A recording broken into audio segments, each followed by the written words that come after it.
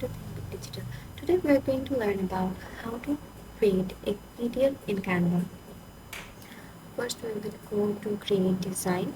We want to create poster today. Let's go to posters.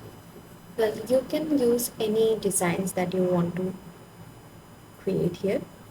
Now for instance, I'll just use any templates from here.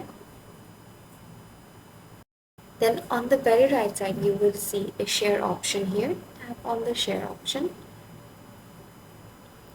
Then you can see download here. Tap on download. And after going to download, you will find many types of file. Here you will find the PDF style, which is best for documents and e-meeting. Just tap on to PDF standard. If you want the PDF to be flattened or you want to put the notes in it, then you can tap on this tool notice here and then just go for download.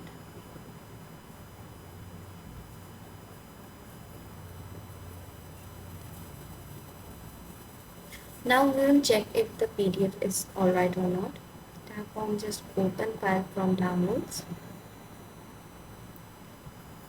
Here is the full PDF. This is how you can easily create any PDF from Canva. It just takes 30 seconds to create one PDF. That's all for today. Thank you for watching. We will see you in the next video.